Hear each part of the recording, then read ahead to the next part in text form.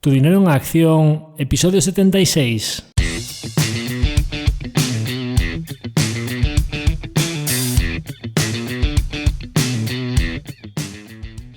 Hola, soy Javier Acción, asesor financiero independiente autorizado y registrado en la Comisión Nacional del Mercado de Valores con el número 149 y asesor del fondo de inversión Acción Global.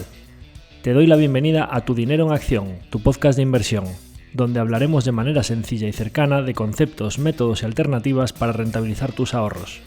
Si te planteas sacarle partido a tus ahorros o quieres descubrir qué opciones te interesan más, te invito a quedarte para aprender sobre finanzas con un lenguaje directo y sin tecnicismos. Si tienes alguna pregunta, duda o sugerencia, puedes contactar con nosotros utilizando las distintas vías que encontrarás en nuestra página web www.accioninversiones.com.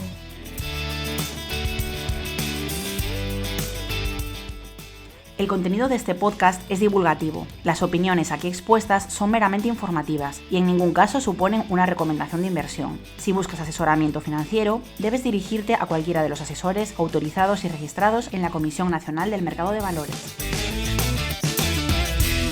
En el episodio de hoy de Tu dinero en acción volvemos con uno de nuestros capítulos divulgativos para estrenar este año 2024, abordando una pregunta que nos llega de manera bastante reiterada con la reciente subida de tipos de interés, principalmente de todas esas personas que tienen una hipoteca tipo variable, que son muchas, y que recientemente con la subida del Euribor pues le están revisando su hipoteca con un tipo de interés notablemente más alto que el que tenía en los últimos años y les llega la duda de qué hacer. Por supuesto, el impacto es distinto dependiendo de cuánto capital pendiente nos quede por amortizar y en qué fase de la amortización estemos, pero ya hemos comentado aquí, cuando hablamos de la importancia de la subida de tipos de interés en la economía, que para una hipoteca media de 200.000 euros en España, un cambio de un Euribor al 0 a un Euribor al 4% puede llegar a suponer hasta 8.000 euros al año en pago de intereses para la persona hipotecada. Estamos hablando de casi 700 euros al mes, que es una variación en la cuota de la hipoteca muy notable y que puede incluso acarrear problemas financieros para quien hubiese ajustado sus finanzas a la cuota más baja cuando le habían revisado el Euribor a un tipo muy bajo y ahora la revisión al alza le pilla un poco de sorpresa. Por supuesto, como decía, el impacto no es el mismo para alguien que le quede poca hipoteca por amortizar que a alguien que tenga 200.000 euros de capital pendiente. Ya no hablemos de alguien que tenga hipotecas de gran envergadura de 300, 400 o 500.000 euros en adelante, donde podremos llegar a hablar de variaciones en la cuota hipotecaria de entre 1.000 y 2.000 euros al mes, que recordaréis es lo que decíamos que le sucede a los americanos en su cambio a dólares, porque allí la hipoteca media es de $500.000. Hoy vamos a hablar de todas estas cuestiones y vamos a intentar responder algunas preguntas básicas, como si debemos firmar en origen una hipoteca a tipo fijo o a tipo variable, qué hacer si me revisan al alza el tipo de interés de mi hipoteca, si dispongo de algún dinero ahorrado o genero más liquidez cada mes de lo que me supone la cuota hipotecaria, ¿debo amortizar anticipadamente mi hipoteca ahora que me han revisado al alza el tipo de interés y que me está suponiendo un mayor coste?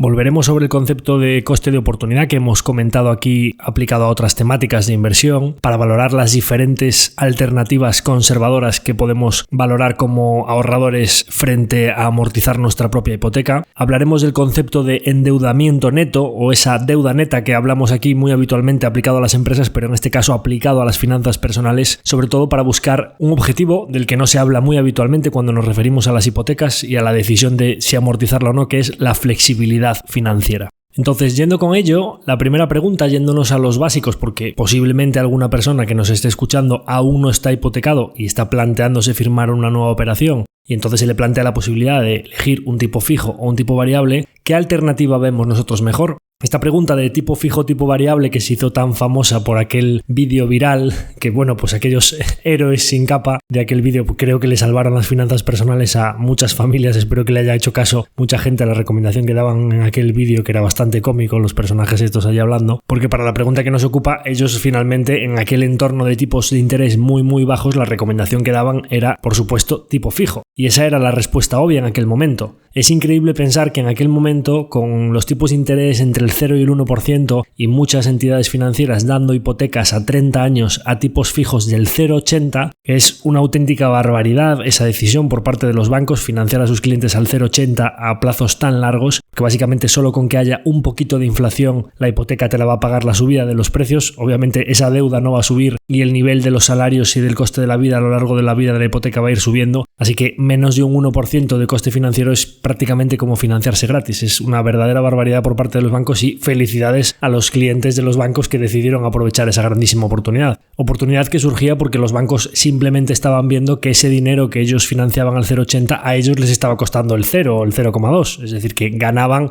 ese pequeño diferencial porque el dinero a ellos en el fondeo del Banco Central Europeo les salía todavía más barato. A lo mejor deberían haber metido en la ecuación que cuando venga una pequeña crisis la tasa de mora es muy habitual que se vaya por encima del 5%. Si tú le estás ganando un 0,80 o un 1 a cada crédito, tienes que pagar todos los costes de la entidad, las oficinas, el personal que trabaja en ellas, los servicios centrales y además asumir una tasa de mora en ciclo normalizado del 5%, que puede llegar a irse cerca del 10% en periodos muy recesivos, pues como os imaginaréis, esas operaciones tiene pinta de que no les van a salir muy bien. Pero sin embargo, a quien sí que le va a salir muy bien es a quien aprovechó esa oportunidad y firmó una operación de ese tipo. Y es increíble pensar que en aquel momento había entidades que les estaban recomendando a sus clientes, bueno, sí, te puedo dar un tipo fijo al 1 y pico por ciento, pero es que el Euribor está todavía más bajo. ¿Por qué no coges un tipo variable que está el Euribor ahora incluso en negativo? Que sí, que te ponemos un suelo en el 0% porque es muy rara una entidad que utilice un Euribor negativo, normalmente se pone ahí un tope en el 0 para los cálculos, pero bueno, como el diferencial es muy bajito, pues es que vas a pagar el 0 más un diferencial del 0,50 o del 0,60, pues en total vas a pagar eso, un 0,50 o 0,60, que es menos que el 1% que te doy de fijo. Te sale interesante. Menuda barbaridad a 30 años pensar que siempre los tipos de interés iban a quedar al 0 y que me compensaba un tipo variable.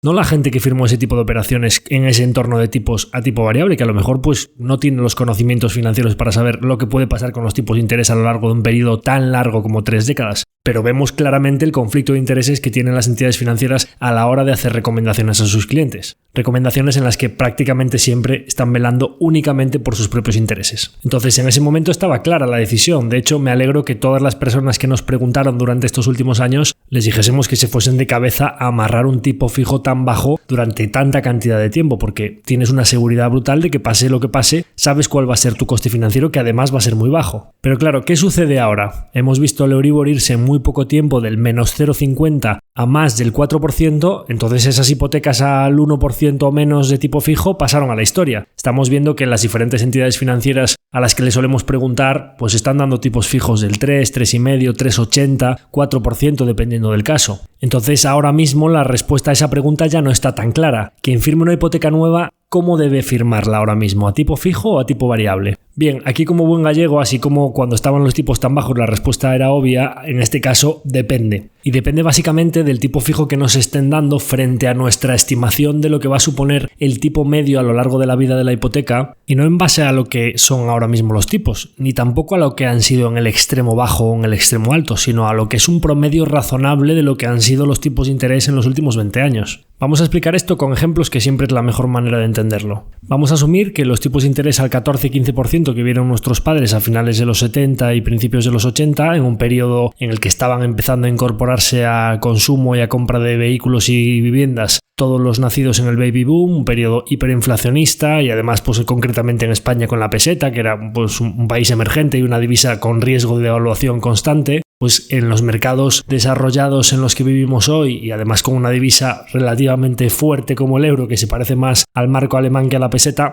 no deberían volver esos entornos de tipos de interés tan extremos. Y vamos a asumir también que los tipos de interés negativos, el Euribor al menos 0,50 que lo vimos durante la pandemia, pues ojalá que no tengamos que volver a esa situación, ¿no? Tipos de interés negativos para recuperarnos de una pandemia global que ojalá no se vuelva a producir, catástrofes de tal magnitud, pandemias, guerras y demás. Entonces, vamos a asumir que esos dos extremos los eliminamos de la ecuación y cogemos los tipos de los últimos 20 años en su nivel normal cuando ha habido pues algunas crisis, algunos periodos de crecimiento económico, pero ya en países desarrollados con un nivel de riesgo bastante más bajo que cuando éramos un país emergente. Digamos, pues entre los años 2000 y 2008 hubo picos puntuales con Euribor ligeramente por encima del 5%. Y vamos a coger de la última etapa, sacamos ese extremo de Euribor negativo por debajo del 0% y nos quedamos con un Euribor en el entorno de los años pues 2014, 2015, que estuvo pues en el 0,050. Bien, suelo en el 0,50, techo en el 5, tenemos un 2,75 de tipo promedio. En esa horquilla que acabamos de dar vamos a estimar que existen bastantes probabilidades de que los próximos años los tipos se muevan en esa horquilla y que en un tipo variable que el Euribor se nos vaya revisando a lo largo de 30 años entre el 0,50 y el 5 y pico, pues no debería haber extremos en los que el Euribor se nos vaya al 7, 8, 9%. ¿Por qué no debería? Porque un nivel de tipos de interés al 8, 9 o 10%, las espaldas públicas actuales con el déficit público que existe y los niveles de endeudamiento sobre el PIB que tienen las economías desarrolladas, básicamente los gobiernos no lo pueden soportar. Entonces, si asumimos que con tipos al 10 o al 15% quebrarían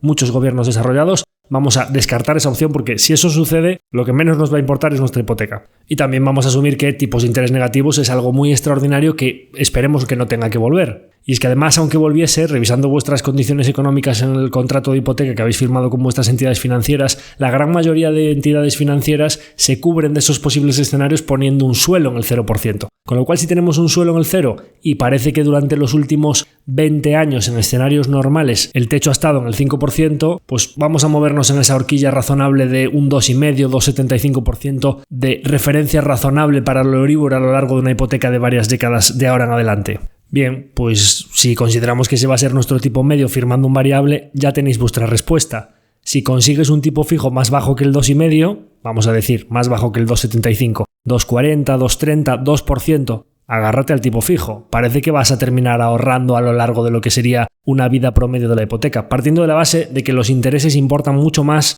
en los plazos cortos, digamos que cuando la hipoteca todavía queda mucho por pagar que en los últimos años. Es muy difícil saber lo que pasará con los tipos de interés dentro de 30 años. Por lo cual tiene más relevancia lo que está pasando en los tiempos más recientes. Entonces, en base a esa referencia de un tipo medio de un 2,5, por eso la respuesta estaba clara cuando se podían conseguir tipos fijos al 0,80 o al 1%, porque está muy por debajo del promedio que podemos considerar razonable de los últimos 20 años, y salvo que cambie algo muy relevante en los países desarrollados en los próximos años, parece que también previsiblemente será la norma que pueda aplicar en las próximas décadas, ¿no? Bien, y ahora hablamos de ese promedio del 2,5. Si voy a pedir ahora una hipoteca y me dan un tipo fijo del 3,5 o del 4%, ¿tendría sentido firmarla a tipo fijo? Pues nosotros pensamos que no. Nosotros pensamos que en este entorno, que el Euribor se ha ido al 4,2%, ahora ha corregido un poquito estas últimas semanas con el amago de bajada de tipos en Estados Unidos, un poco la previsión de que los tipos ya han hecho techo, aunque el Banco Central Europeo aún no ha dicho nada al respecto. Los mercados financieros se anticipan y cuando las barbas de tu vecino veas cortar, pon las tuyas a remojar, ¿no? Europa parece que como mínimo debería tener unos tipos, pues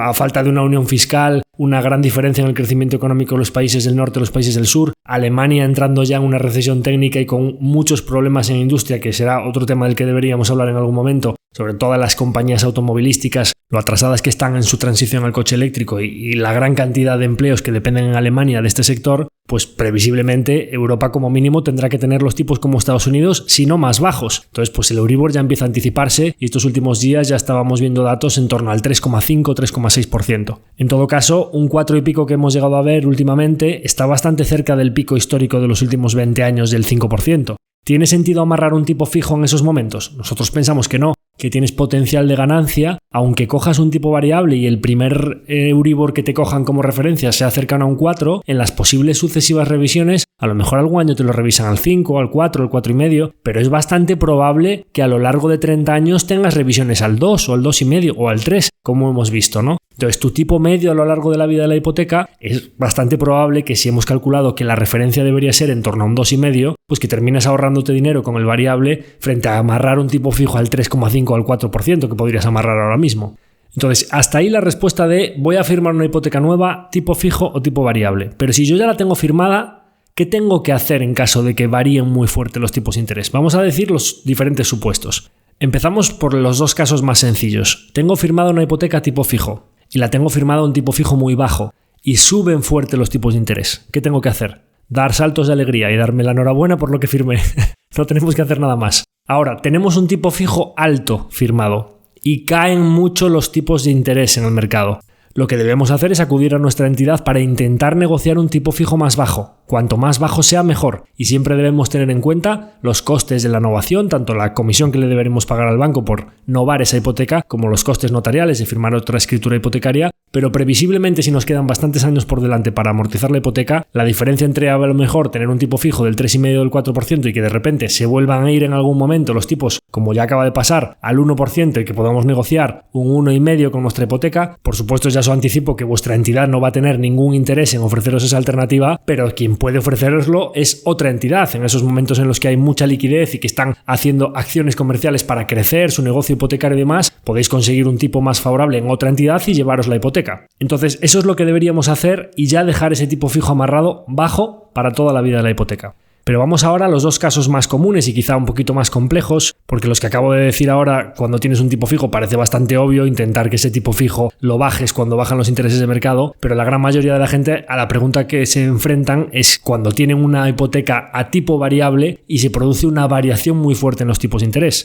Entonces, tengo una hipoteca a tipo variable, ¿qué debo hacer si me revisan al alza ese tipo de interés? ¿O qué no debo hacer? Pues lo primero que debemos hacer, o lo primero que debemos no hacer, es entrar en pánico. Porque como su propio nombre indica, tenemos una hipoteca a tipo variable. Va a haber momentos en los que, por suerte, pues llevamos bastantes años. Os he dicho que el Euribor llevaba desde el año 2015 en entornos cercanos al 0%. Pues nos hemos beneficiado y mucho durante todos estos años de un tipo variable muy bajo. Lógicamente, eso puede variar, como su propio nombre indica, que suban los tipos de interés de repente en el año 2022 hasta Euribor del 4%, lo que debemos calcular es el coste promedio. No debemos alarmarnos porque de repente durante un año tengamos un Euribor al 3 o al 4%. Debemos calcular la ventaja que hemos obtenido durante todos estos años y creo que ha sido muy favorable haber tenido un tipo variable estos años. Por supuesto, nunca deberíamos haber adaptado nuestras finanzas a una cuota tan baja, siempre hay que ir un poquito holgados y deberíamos haber tenido en cuenta que los tipos de interés pueden subir y que esa cuota podría volver a lo normal, que fue más bien lo del entorno de 2008, 2009, 2010, con Euribors entre el 2, 3, 4%, pero sobre todo, y a lo que me refería cuando decía que no deberíamos entrar en pánico, era a que lo último que debemos hacer cuando tenemos un tipo variable y de repente se produce una subida tan abrupta como que el Euribor se vaya del menos 0,50 al 4,2 es acudir corriendo a nuestra entidad financiera para cambiar la hipoteca a tipo fijo.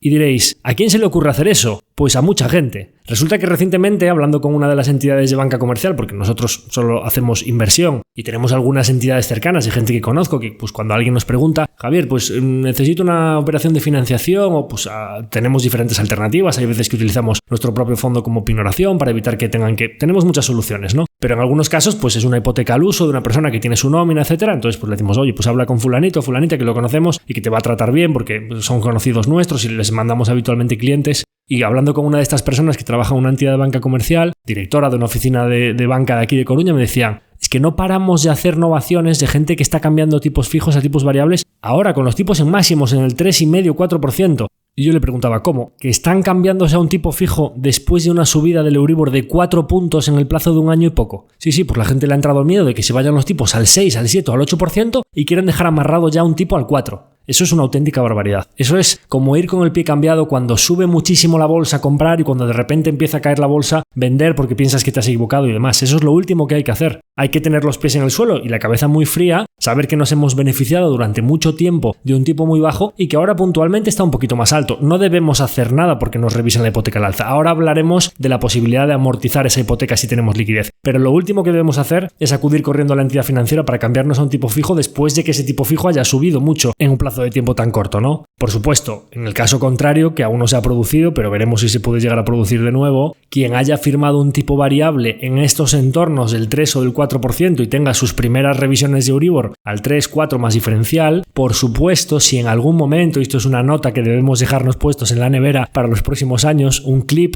o el típico POSIT, pero que dure durante las próximas décadas, si en algún momento de los próximos años volvemos a entornos de tipos del 0 al 1% por el motivo que sea, porque se produzca algún acontecimiento, porque entremos en una época de crecimiento muy bajo, porque la pirámide demográfica invertida o el desarrollo tecnológico nos vuelvan a llevar a esta inflación o a deflación, lo que sea, y que vuelvan a poner los tipos al 0 al 1%, por favor, los que tengáis tipos variables, acudir a vuestras entidades financieras o a la de la competencia que esté enfrente y cambiar la hipoteca a tipo fijo. Pasamos de un tipo variable a un tipo fijo muy bajo y nos olvidamos ya por el resto de vida de la hipoteca. Bien, hasta aquí la decisión de si coger un tipo fijo o un tipo variable y qué hacer en caso de que nos lo revisen, pero también podemos enfrentarnos a la decisión de si amortizar anticipadamente la hipoteca. Es decir, yo tengo una hipoteca tipo variable que me estaba saliendo muy baratita, me sube muy fuerte la revisión del Euribor y me sube la cuota hipotecaria, es decir, estoy pagando muchos más intereses que antes, y ya os acabo de decir que lo último que tenemos que hacer en ese momento es acudir a la entidad financiera a cambiarlo por un tipo fijo, con lo cual debemos asumir esa subida de interés y esa cuota temporalmente más alta, pero podemos también tomar la decisión de amortizar anticipadamente un trozo de la hipoteca para volver a bajar esa cuota, ¿no? Hay gente que tiene ahorros, que tiene liquidez o que en su trabajo genera más dinero mensualmente que lo que necesita para pagar esa cuota y sus gastos, pues puede decidir, oye, si la cuota que son 600, ahora con la revisión me ha subido a 800, 850, pero es que yo después de pagar todos mis gastos me quedan 1000 o 1200. ¿Debo meterle a la hipoteca para amortizarla, reducir el capital y que entonces esa subida de los tipos de interés aplique sobre un capital más bajo y sea menos gravosa para nosotros?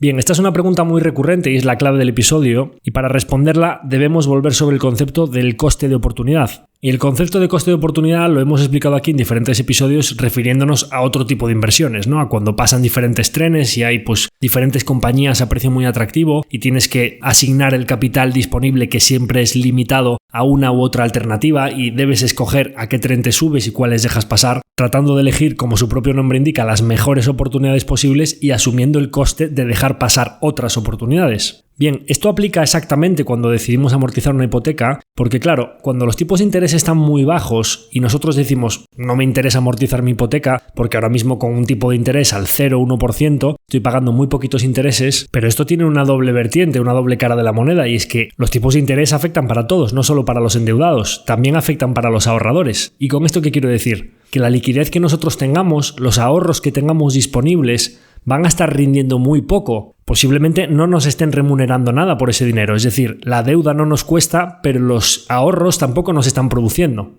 Y sin embargo, cuando suben los tipos de interés pasa exactamente lo mismo, pero en sentido contrario. Es verdad que nos ha subido el coste de la hipoteca, pero, y aquí viene el coste de oportunidad, hay más oportunidades para los inversores conservadores. Y esa es una de las claves que quiero dar aquí, porque nosotros cuando tomamos cualquier tipo de decisión financiera, cuando escogemos dónde asignar nuestros ahorros o nuestro capital disponible, debemos escoger siempre la alternativa de riesgo comparable que mayores flujos económicos nos produzca. Y los flujos económicos pueden venir en forma de intereses que recibimos o en forma de intereses que dejamos de pagar. Funciona en ambos sentidos. Y lo explico con ejemplos. Vamos a suponer que los tipos de interés de nuestra hipoteca son exactamente los mismos que los de los tipos de interés muy conservadores de los productos, digamos, monetarios, depósitos, renta fija a muy corto plazo. Vamos a suponer que tenemos la alternativa de, pues me ha ido bien, tengo unos ahorrillos o he cobrado una paga extra o he acumulado un poquito de ahorro mensual durante todos estos últimos años y tengo 10.000 euros en la cuenta corriente y me suben el Euribor al 4%.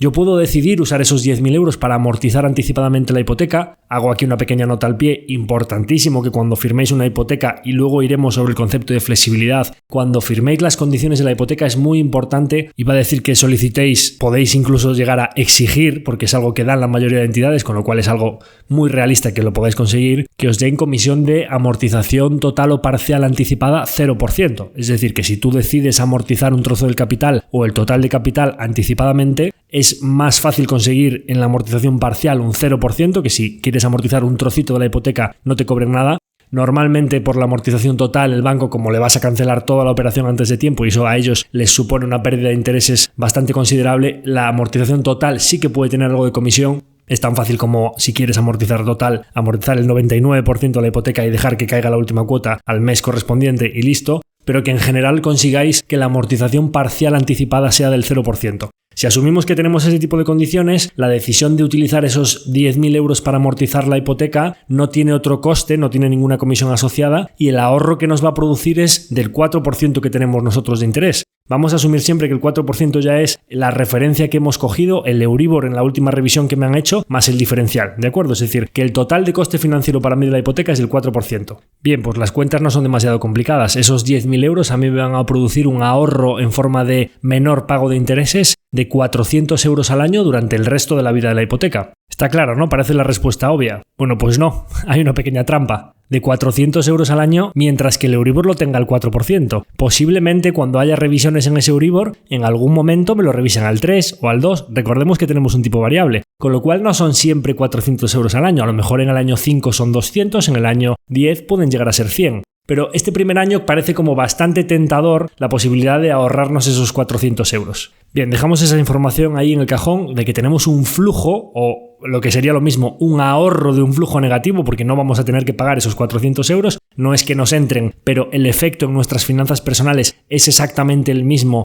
que nos entre, que no nos salga, ¿de acuerdo? Es decir, nuestras cuentas o nuestras finanzas este primer año, y parece que si los siguen renovando en ese entorno del 4% del Euribor, estos próximos años va a ser de 400 euros positivos en nuestro estado de flujos de efectivo ficticio a nivel personal, es decir, pues entradas y salidas, como dejan de salir 400, pues vamos a tener 400 euros más disponibles, pero también tenemos la alternativa de guardarnos esos 10.000 euros y habíamos dicho, si los tipos de interés de mercado se han ido al 4%, yo tengo la alternativa de invertir esos 10.000 euros en algún producto muy conservador que me pague el 4%. Y aquí no vamos a conseguir ese ahorro porque nos dejen de salir los 400 euros en intereses, vamos a seguir pagando esos 400 euros de intereses, pero sin embargo vamos a tener un producto financiero que nos va a pagar el 4% y entonces sí que se nos va a producir esa entrada de 400. Tan sencillo como utilizar esos 400 que nos entran por un lado para pagar los intereses de la hipoteca y el efecto neto es el mismo. Claro, y aquí decíamos, bueno, hay una pequeña trampa porque si los tipos de interés en el futuro bajan, en el ahorro de la hipoteca también va a ir minorándose de 400 a 300 o a 100 en función de si los tipos están al 4, al 3, al 2 o al 1%. Eso mismo va a pasar con nuestro ahorro conservador. Nuestra cuenta remunerada, nuestro depósitos o nuestro fondo monetario ahora nos está dando el 3 o el 4%. Ahora hablaremos de alternativas para los inversores conservadores, que posiblemente a muchos de vosotros cuando vais a vuestra entidad con los 10.000 euros no os den un 3 o un 4% en la cuenta ni un depósito a 12 meses. Pero ahora hablaremos de algunas opciones. Pero claro, vosotros podréis decirme, Javier, si había una pequeña trampa en cuanto al pago de la hipoteca, que ahora es muy tentador porque son 400, pero ya nos avisaste que en el futuro posiblemente se podría reducir conforme bajasen los tipos, ¿eso también va a aplicar a mi producto muy conservador de renta fija a muy corto plazo o monetario a un año, que si los tipos de interés se reducen, posiblemente las letras del tesoro a 3 o 6 meses no van a rentar un 3 o un 4%, posiblemente renten mucho menos? Pues tal cual. Y aquí lo que sería ya para nota es, pues si tengo un tipo de interés variable en la hipoteca y eso puede reducirse a lo largo de los próximos años y mi coste financiero puede reducirse, cuando los tipos de interés se van al 4 o al 5%, os decía que lo peor que podíamos hacer era amarrar un coste fijo del 4%. Pues vamos a darle la vuelta a la moneda. Lo mejor que podemos hacer en la parte conservadora de nuestros ahorros es amarrar ese tipo de interés muy alto durante un periodo lo más largo posible.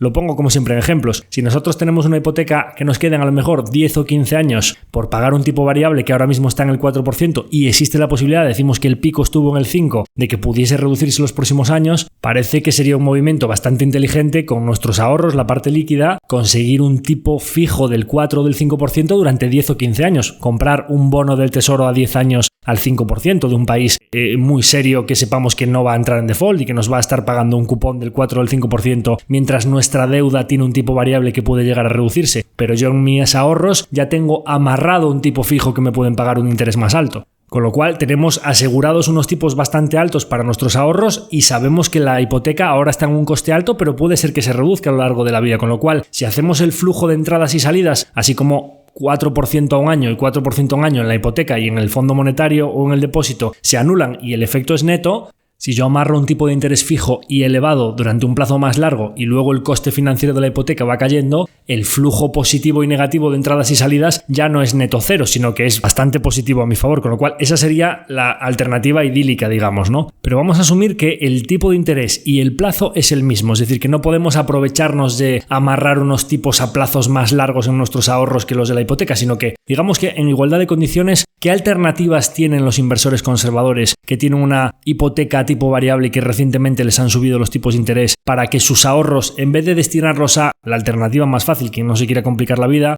ya no entramos en las variables de riesgo de quien diga, pues es que tengo una hipoteca muy alta y parece que si pierdo el trabajo o si puedo tener mis ingresos recurrentes en riesgo, pues a lo mejor pues ya entramos en otro tipo de cuestiones que hay que valorar, que cada uno puede compensarle, pues si tiene una herencia o tiene un dinero ahorrado de hace tiempo. En algunos casos, si lo que valoramos es el riesgo, lo más interesante puede ser amortizar la hipoteca, que quede una cuota más baja y santas pascuas, ¿no? Pero estamos partiendo de la base de que si estamos valorando los diferentes supuestos de una persona que genera más ahorro todos los meses que lo que paga de hipoteca o que tiene una cantidad en liquidez, vamos a asumir que la hipoteca no le supone un riesgo de balance o un riesgo personal de poder entrar en default o en impago, ¿no? Entonces, en una situación normal de estas de las que estamos valorando en estos momentos, ¿qué alternativas hay para una persona de estas que le ha subido el tipo de interés de su hipoteca variable a un tipo mucho más alto que el que tenían antes? ¿Realmente se pueden conseguir de maneras muy conservadoras tipos del 3-4% para compensar o incluso llegar a superar en algunos casos ese coste que tiene la hipoteca? Pues sí, la verdad es que hay alternativas bastante interesantes a día de hoy para inversores conservadores. Posiblemente sea interesante hacer algún capítulo en el futuro específicamente dedicado a esto, a las alternativas de inversión actuales para los inversores conservadores, pero os voy a dar un par de pinceladas y alguna cosita que hemos hecho recientemente para inversores de este tipo que nos preguntaban qué hacer con sus ahorros, ya sea porque son inversores que soportan muy mal la volatilidad, que en ningún caso quieren ver una caída de un 5 o 10%, ya no hablemos de las caídas que puede soportar la renta variable, pero que tampoco llevan bien la caída de un fondo mixto que pueda caer a lo mejor en un año muy catastrófico como el año pasado, un 10 o un 12%, y que en general lo que quieren es, pues oye, no me importa tanto si obtengo un 2, un 3 o un 4%, pero lo que quiero seguro es que sea bastante lineal, no quiero ver caídas y que en un momento que pase algo en los mercados y que entre y que vea que estoy perdiendo dinero sobre mi aportación inicial, ¿no? Ya sea por mi edad o por mi perfil o porque voy a necesitar ese dinero en 1 o 2 años vista y no quiero que varíe, quiero como mínimo tener esa cantidad, o bien el típico inversor que ya tiene una parte de renta variable en su cartera y quiere tener un colchón de seguridad para cualquier imprevisto que pueda venir y que eso sí que no varíe de ninguna manera hacia abajo, que solo sume, aunque sea poco, pero que sume siempre en positivo. Pues nosotros siempre tenemos miradas un poco alternativas que creemos que encajan en este perfil, ¿no? Es verdad que en los últimos años a cualquier persona que nos viniese de este perfil o nos preguntase por esta parte más conservadora de la cartera, nosotros le decíamos, deja el dinero en la cuenta, ¿no? Porque la gran mayoría de fondos monetarios y las alternativas que existían incluso te cobraban por la liquidez. Un fondo monetario que tenga depósitos al 0 o al 0,50 en la cartera, con una comisión de gestión que tienen este tipo de productos del 0,50, 0,60 al año, pues o te estaba dando el 0 o incluso no cubría la comisión de gestión. Estos últimos años iba cayendo poquito a poco. Pues para eso les decíamos, deja el dinero en la cuenta y asume 0 riesgo. El único riesgo que estarías asumiendo es el riesgo de balance de la entidad en la que tengas el depósito o la cuenta corriente, que a su vez, pues hasta 120.000 euros por titularidad y cuenta, pues estarías cubierto por el Fondo de Garantía de Depósitos. Es decir, pues hasta 120.000 euros por entidad, cada persona estaría asumiendo el riesgo del Banco de España, que es el Gobierno de España. Bien, pero la parte buena de que hayan subido los tipos de interés y que le perjudique a los hipotecados a tipo variable es que a los ahorradores esa subida de tipos de interés les afecta en el lado positivo de la moneda. Y entonces empezamos a encontrar alternativas muy interesantes. Hablamos, por ejemplo, no voy a dar nombres concretos de las estrategias que nosotros estamos utilizando. Cualquier persona que le interese puede contactarnos, que sea inversor conservador o que ya sea para una parte o para la totalidad de su cartera busque esto de cubrir el tipo de interés que tiene la hipoteca, o que simplemente, aunque no sean hipotecados, tienen unos pequeños ahorros y no quieren grandes variaciones y quieren rentabilizar, aunque sea poco, pero rentabilizar un poco más su dinero. Probablemente, si siguen los tipos en este entorno, las entidades financieras terminen incluso remunerando las cuentas, pero de momento están dando muy poquito por las cuentas remuneradas y por los depósitos. Entonces, pues no quiero grandes rentabilidades, pero sí que quiero que mi dinero, como mínimo, se proteja un poco de la inflación, ¿no? Bueno, pues nos contactáis y vemos alternativas. Hablamos, por ejemplo, de una cesta que hemos construido recientemente para varios clientes, formada por 3 productos. En vez de coger solo uno y concentrar el riesgo en una única gestora, en una única estrategia, nos vamos a 3 alternativas diferentes. Cada una de estas estrategias tiene más de 200 emisiones en la cartera, con lo cual la diversificación es brutal. Podríamos decir que incluso el riesgo es muy inferior al de estar en el balance de una única entidad financiera, y con la garantía del Fondo de Garantía de Depósitos, pues me fío más de una gestora internacional con domicilio en Luxemburgo y una depositaría de primer orden a nivel mundial, que probablemente pues de una entidad financiera de la esquina, un Banco Nacional Español, y de incluso que del Gobierno de España, ¿no? Sobre todo si además cada una de esas estrategias está diversificada en más de 200 emisiones, y a su vez diversificamos nuestros ahorros conservadores en 3 estrategias diferentes, con los que podríamos llegar a tener más de 600 emisiones distintas en cartera, o sea que riesgo nulo, podríamos decir. Bien, pues nosotros componemos esa cesta con un fondo monetario puro y duro, depósitos, saldos en cuenta y letras del tesoro de países de primer orden de 3 a 6 meses, o sea, podríamos decir puro cash, dinerito contante y sonante, impresionante. Esta estrategia está dando ahora mismo un 3% anual con una volatilidad del 0,5% a 3 años. Estamos hablando de volatilidad nula, es decir, es completamente rectilíneo. Para los más conservadores esto ya serviría como única estrategia, sustitutivo de un depósito. El 3% hay gente que se da con un canto en los dientes, es en euros, no tiene riesgo divisa. Esto lo combinamos con un fondo de renta fija a corto plazo, pero de duraciones muy cortas, cero riesgo tipos de interés, duraciones de entre 0 y 2 años máximo. De hecho, ahora mismo tiene una duración prácticamente de 0. Este fondo está dando un poquito más de rentabilidad porque aquí ya no estamos hablando solo de puro cash, depósitos y letras a tan corto plazo, sino que ya mete algo de bonos corporativos pero de duraciones muy cortitas, es decir, vencimientos muy cercanos al presente, con lo cual la variación, la posibilidad de impago, la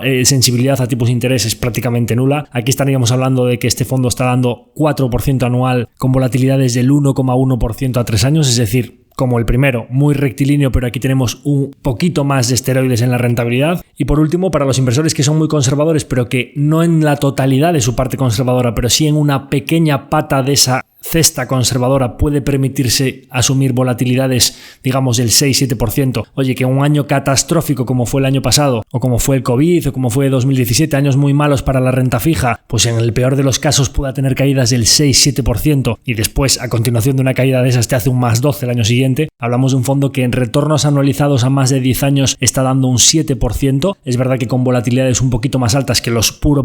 cash que de los que hablaba antes. Estamos hablando de un fondo de high yield que sí que tiene un poquito de exposición a dólar, pero de lo mejor que me he encontrado yo de high yield a nivel mundial. Lo utilizamos como una tercera pata para los inversores que sí que quieren un push en su rentabilidad, pero que no les importa asumir un pelín de volatilidad adicional, que si lo diversificamos entre las tres cestas, estamos hablando de una rentabilidad media de la cesta formada por estos tres productos del 4,7%, estamos hablando de casi un 5%, lo cual es una verdadera maravilla para una cartera de perfil tan conservador, con una volatilidad promedio del 3,1% a 3 años. Estos datos de esta cesta que componemos nosotros, formada por tres productos, volatilidades del 3 con rentabilidades anuales del 5, estamos hablando de que superan los datos de los mejores fondos mixtos del mercado, es decir, creemos que es una alternativa de riesgo muy moderado para clientes que quieran asumir muy poquita volatilidad y con rentabilidades muy atractivas, ¿no? Bien, pues ¿por qué no meter nuestros ahorros o nuestra liquidez en algo de este tipo y seguir pagando nuestro tipo variable que ahora mismo puede ser del 3,5, del 4%, dependiendo en qué momento le hayan revisado el Euribor a cada uno, pero en muchos momentos puede ser del 2 o del 1%. Obtenemos unos ingresos más altos por nuestros ahorros y nuestro flujo de entradas y salidas de intereses y recibimos más por intereses por nuestros ahorros que el coste financiero de nuestra deuda. Es quizá la decisión más inteligente posible, ¿no? Y vosotros podéis decir, pero ¿qué interés tiene para mí si puedo amortizar la hipoteca y ya pues ahorrarme ese 4%, que a lo mejor luego es el 3 o el 2, y guardarme ese dinero en liquidez para obtener unos rendimientos que al final vamos a decir, bueno, pues sí, si las un poquito fino puedes obtener más intereses que ahorro de coste financiero en la hipoteca, pero ¿qué ventaja me da guardarme ese dinero? Vamos al concepto de flexibilidad. Nosotros en el momento en el que amortizamos una cuota adicional de la hipoteca o que metemos esos 10.000 euros en la hipoteca, en el preciso momento en el que le demos a la tecla, si lo estamos haciendo por la pasarela online o que el gestor de nuestra entidad financiera ejecute esa operación en nuestra oficina cuando acudamos a hacer esa amortización, si 2 segundos después de hacer esa amortización nosotros acudimos al banco y le decimos, oye, que ahora me ha surgido un imprevisto y necesito esos 10.000 euros de vuelta, el banco no nos los va a dar. Nosotros no podemos volver a ampliar la hipoteca de un día para otro. Tiene un coste muy elevado ampliar la hipoteca. Tenemos que aportarles otra vez documentación económica, tienen que mandar la operación a riesgos, nos van a cobrar una comisión de innovación o de la formalización de la nueva hipoteca, vamos a tener que ir al notario a formar una ampliación de esa hipoteca o firmar un crédito nuevo, etcétera, etcétera. Y nosotros, sin embargo, con ese dinero en la cuenta teníamos la flexibilidad de poder tomar una decisión de, pues tengo que cambiar el coche o me quiero hacer un viaje o me aparece otra oportunidad de comprarme una casa mejor y pagar la entrada.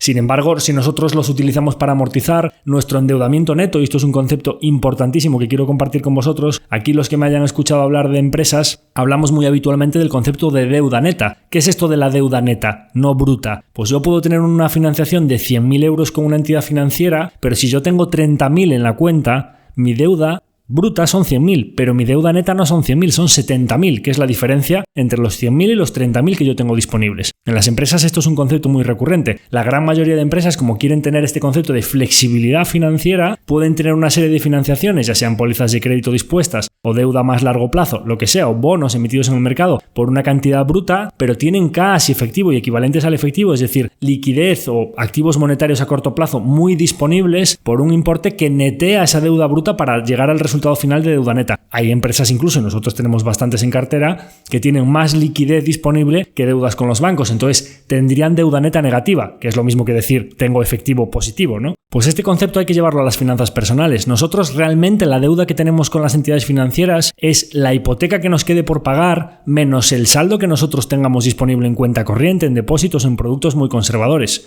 Porque nosotros podríamos tomar la decisión de coger ese dinero y amortizar esa hipoteca parcialmente hasta el importe de la deuda neta. Vuelvo al ejemplo de antes. Yo tengo 100.000 de hipoteca, tengo 10.000 disponibles en líquido, mi deuda neta, la bruta son 100.000, pero mi deuda neta son 90.000. Haya tomado la decisión de amortizar los 100.000 y convertirlos en 90 o no la haya tomado, porque yo tengo esa disponibilidad y puedo tomar la decisión cuando yo quiera. Sin embargo, si yo me guardo esos 10.000 y los invierto a un tipo de interés, si me surge cualquier imprevisto, yo puedo tomar la decisión que quiera, puedo utilizar esos 10.000 de la manera que yo quiera. Sin embargo, si yo amortizo la hipoteca, ya están atrapados, ya no puedo volver atrás. Esa disponibilidad ya no la tengo. No puedo actuar ante un imprevisto, no puedo destinar esa cantidad de dinero a otro menester. Pierdo flexibilidad. Y este es el concepto al que quería llegar en cuanto a que no solo debemos evaluar los flujos de entrada y salida para tomar nuestras decisiones de si me compensa amortizar la hipoteca o no, y por supuesto evaluar siempre el coste de oportunidad de rentabilizar nuestros ahorros de la mejor manera posible, y no siempre la mejor manera posible debe ser un ahorro financiero en el Euribor del 3 o del 4%, puede haber inversiones que nos renten más y entonces tenemos que ir a depositar nuestros ahorros en la mejor alternativa o la alternativa de riesgo comparable más rentable posible para evitar ese coste de oportunidad, pero además también siempre mantener nuestra flexibilidad financiera para ser nosotros dueños de nuestro propio destino financiero, poder tomar nosotros las decisiones y no tener que pedirle permiso al banco. Oye, es que tenía 100.000 euros, lo amorticé anticipadamente y ahora me quedan 60.000, ahora necesito esos 40 de vuelta. No te los van a dar. Sin embargo, si tú dejas tu hipoteca en 100.000 y vas ahorrando y tienes 40.000 disponibles, las opciones que se te abren, tu toma de decisiones posible ante cualquier imprevisto, ante cualquier alternativa de inversión que se te plantee o ante cualquier cruce de caminos que venga en la vida, son mucho mayores.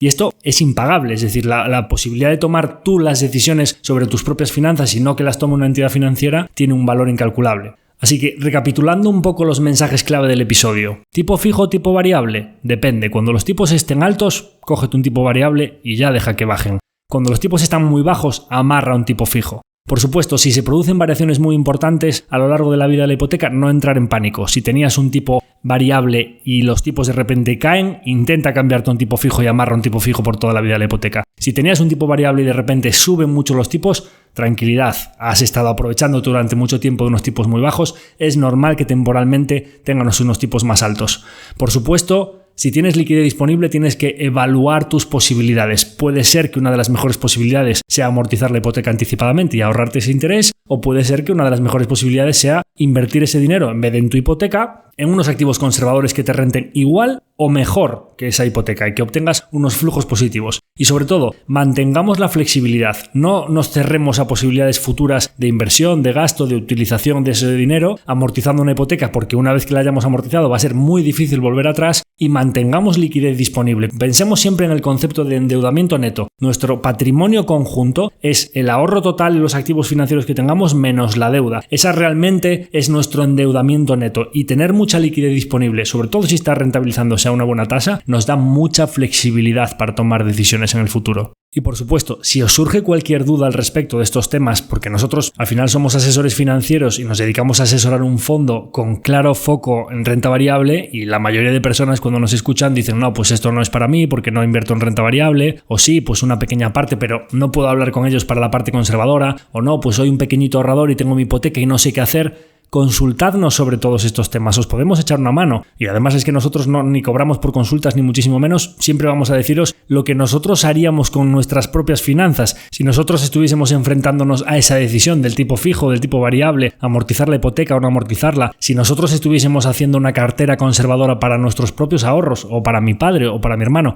Nosotros os vamos a asesorar siempre de esa manera. Así que, sea por una hipoteca, sea para una inversión conservadora, sea para una renta variable, para un fondo, para una acción, lo que consideréis que podéis necesitar ayuda porque no estáis especializados para tomar esa decisión o os falta información, pues aquí nos tenéis para lo que necesitéis. Con este mensaje termino el episodio de hoy dedicado a amortizo mi hipoteca si tengo liquidez o no. Espero que os haya gustado y que sobre todo resulte de utilidad para las diversas personas que se enfrentan a esta decisión. Como siempre os invito a que si tenéis alguna persona cercana que puede estar enfrentándose a este tipo de decisiones o que creáis que le pueda gustar el episodio de hoy, pues que lo compartáis, porque para nosotros tiene un inmenso valor llegar a nuevas audiencias. Por supuesto que nos sigáis dejando esas valoraciones de 5 estrellas en Spotify y vuestro feedback y vuestros comentarios en las diversas plataformas, que los leemos como siempre con mucha atención. Nada más, me despido de todos vosotros, hasta la próxima semana, un abrazo muy fuerte a todos.